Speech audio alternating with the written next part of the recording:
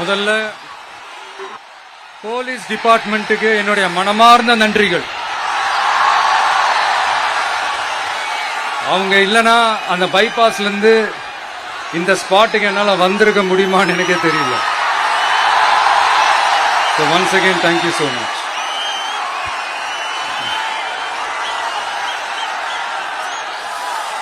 கரூர்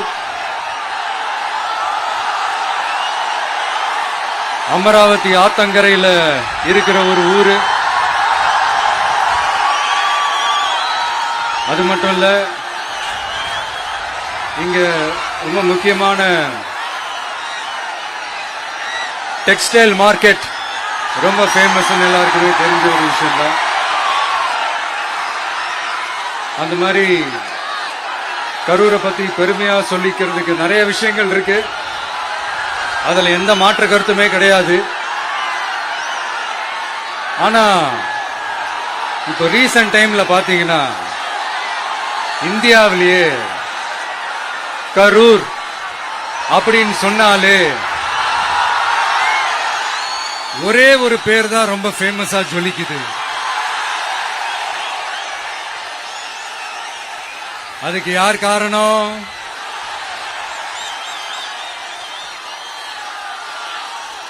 யார் காரணம்னு உங்களுக்கு தான் தெரியுமே. சரி, அதை பத்தி கொஞ்சம் அப்புறமா பேசுவோம். இப்ப நம்ம கரூர் மாவட்டத்தில் இந்த வாக்குறுதிகள்லாம் கொடுத்தாங்கல்ல, அது செய்வோம் இது செய்வோம் எல்லாம் சொன்னாங்கல்ல, அது ஒரு சின்ன லிஸ்ட் தான். அதை ஃபர்ஸ்ட் பார்த்துடலாம்.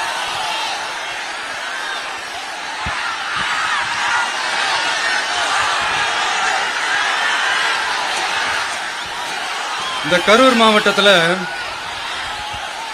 இந்த பேரீச்சை வளர்க்க சிறப்பு திட்டம் செயல்படுத்தப்படும். இத்திட்டத்தின்படி பேரீச்சை வளர்க்க நிதி உதவி வழங்கப்படும். வாக்குறுதி நம்பர் 81. பேரீச்சை மரத்தை விடுங்க, அட்லீஸ்ட் இந்த பேரீச்சை விதையாச்சும் கண்ணில் காட்டினாங்களா?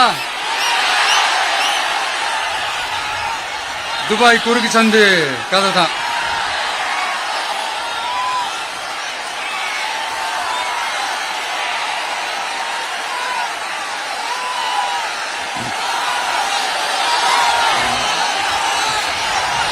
போறீங்களா?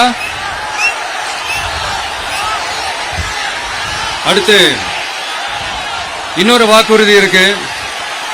கரூர் விமான நிலையம் அமைக்க நடவடிக்கை எடுக்கப்படும்னு வாக்குறுதி நம்பர் 448. ஆட்சியே முடிய போகுது. 4.5 வருஷம் முடிஞ்சிருச்சு. இப்ப போய் ஒன்றிய அரசு கிட்ட அமைச்சர் போய் கோரிக்கை வைக்கிறாரு. என்னன்னு? ஏர்போர்ட் கட்டணும். ஐயா அமைச்சரே, இதுதான் உங்க டக்கா?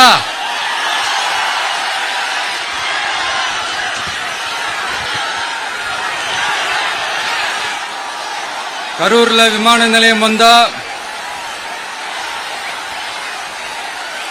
போறீங்களா சார்? போயிடுங்க. அதான் கேட்டேன், அப்பவே கேட்டேன், போயிடுங்க. நண்பா கொஞ்சம் வழி விட்டுருங்க. நண்பா கொஞ்சம் வழி விட்டுருங்க.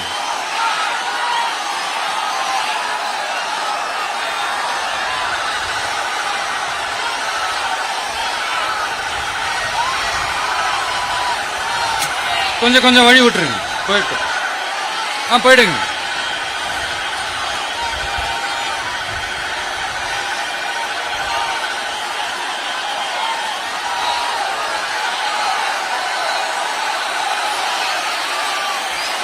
Super super super.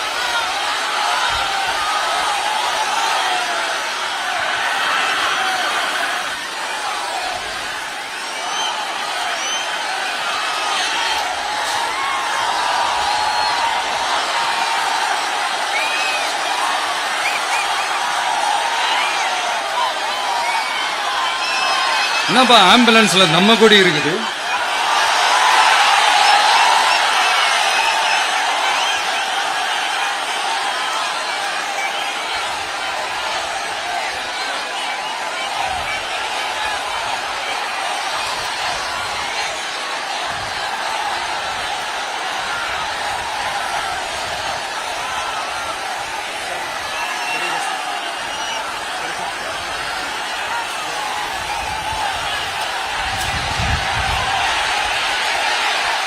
என்னாச்சு?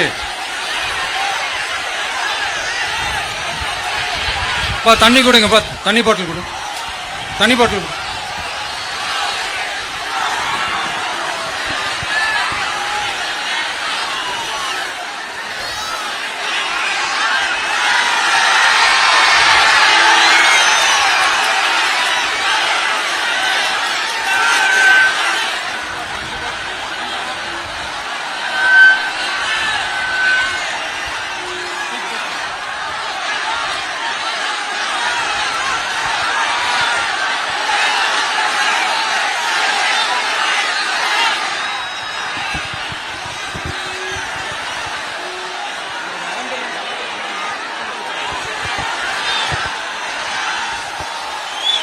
ஜெகதீஷ், உடனே ஒரு ஆம்புலன்ஸ் கூப்பிட்டுருப்பா.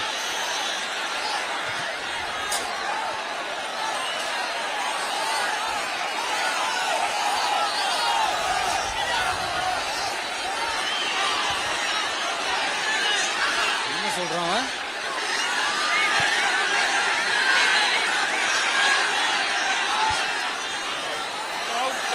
हो गया सर, 5 मिनट थोड़ा स्पीच होल्ड करिए. Mic check, mic check, mic check.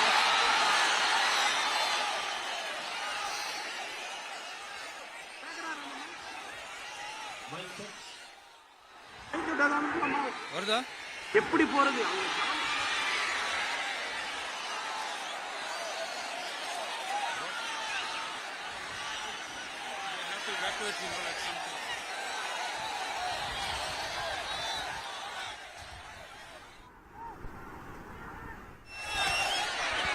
Udaya,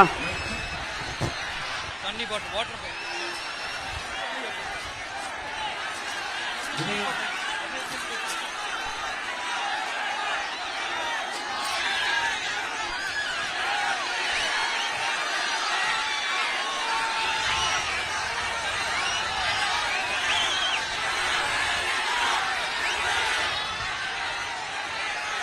mic check, mic check.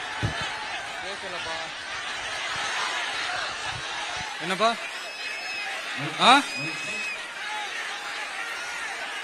Coming coming coming. Ambulance வருது வருது வருது.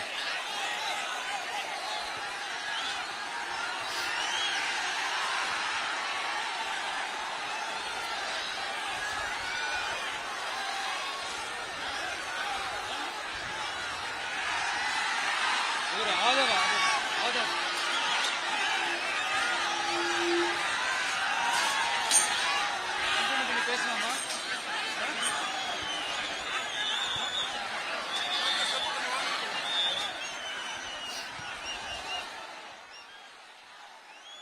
டாக்டர் பிரபு பக்கத்துல வாங்க.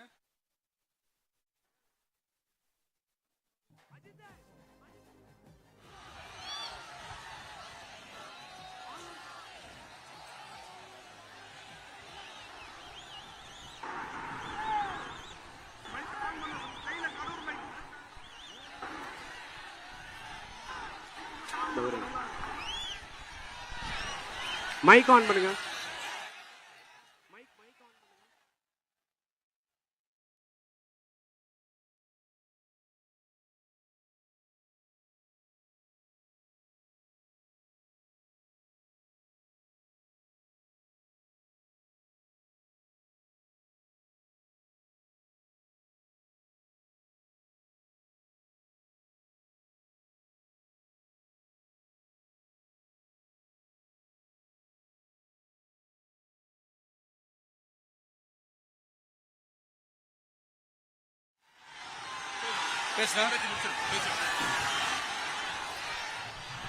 சரி, ஓகே, கண்டினியூ பண்ணவா பேசுறது? நான் அந்த ஏர்போர்ட் கட்டுறதை பத்தி சொன்னேன் இல்லைங்களா? அது இங்க கட்டின அந்த ஜவுளி தொழில்லாம் ரொம்ப நல்லா டெவலப் ஆகுன்றது உண்மையான விஷயம்தான். But at the same time இந்த பரந்தூர் மாதிரியே இந்த மக்கள் பாதிக்காத வண்ணம் அந்த இடங்களா பார்த்து அந்த ஏர்போர்ட் கட்டினா இன்னும் நல்லா இருக்கும். அப்புறம் நம்ம கரூர் பிரச்சனைக்கு வருவோம். இந்த மணல் கொள்ளை மணல் கொள்ளை தாங்க கரூரோட தீராத தலைவலி.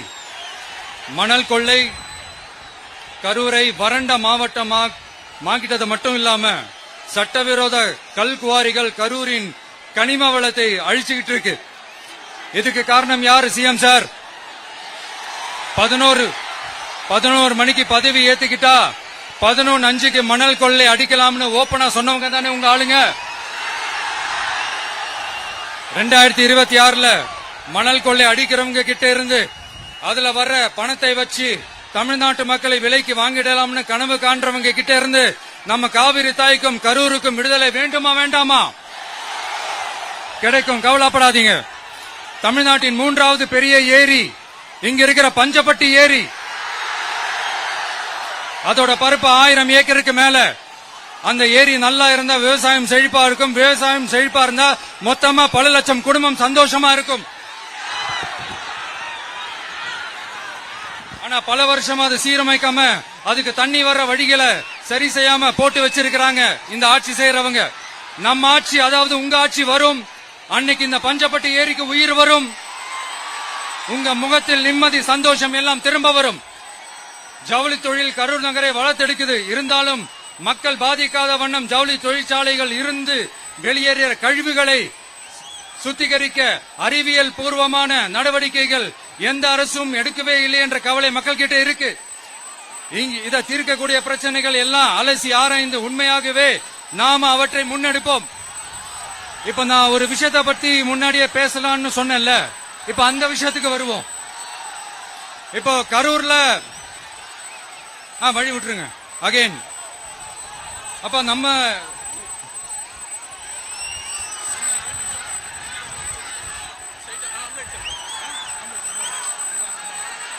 This is ambulance.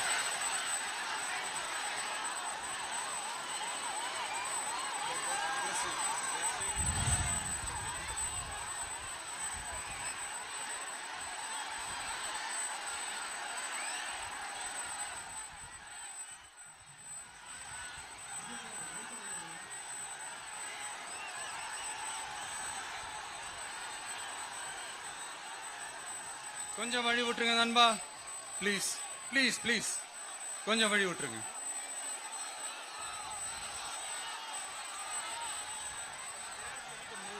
Ask them to move, give the passage to ambulance. Here there is a lot of people down. They have to take them to ambulance. கொஞ்சம் அந்த வழி விட்டீங்கன்னா அந்த ஆம்புலன்ஸுக்கு அவங்களுக்கு கூட்டிட்டு போகணும். அந்த வழி விட்டுருங்க அப்படியே.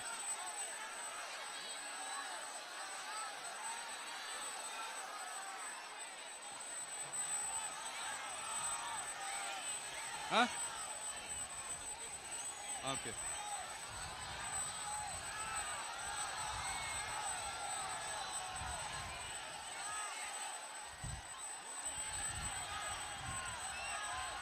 பேசலாமா? கண்டினியூ பண்ணலாமா?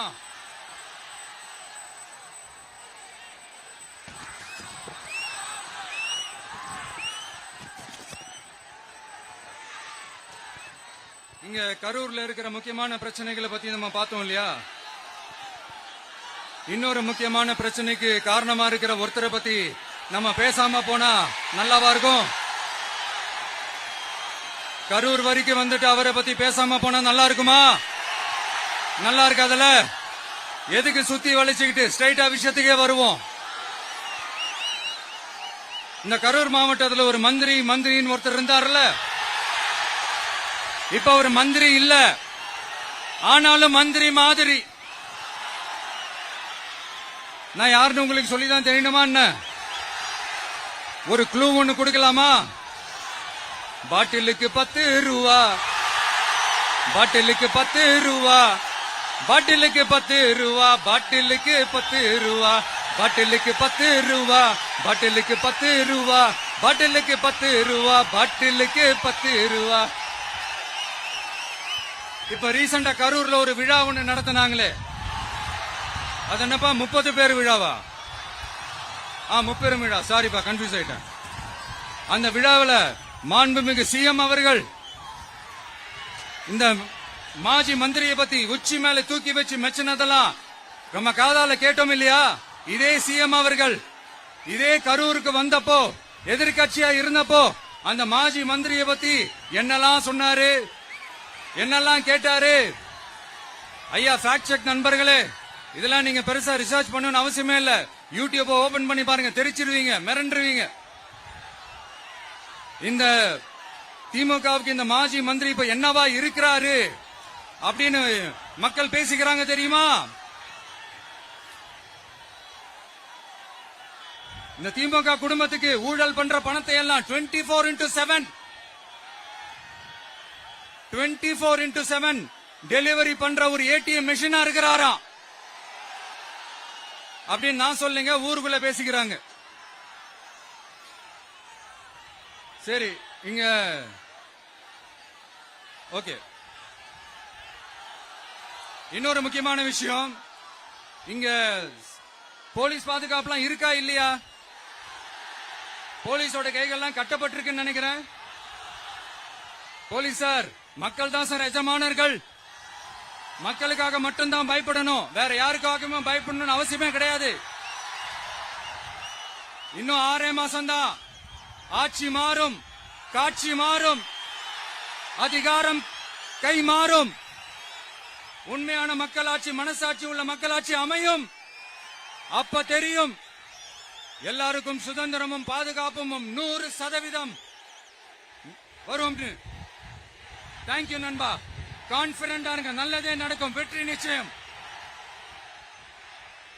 அஷ்மிகா 9 வயசு ஒரு பொண்ணு காணோமா, நீங்களே நம்ம தோழர்கிட்ட சொல்லி கண்டுபிடிச்சு கொடுக்க சொல்லுங்க. அஷ்மிகா 9 வயசுல ஒரு பொண்ணு காணுமா? தம்பிகளா கொஞ்சம் தேடி கண்டுபிடிச்சு கொடுத்துருங்க. அஷ்மிகா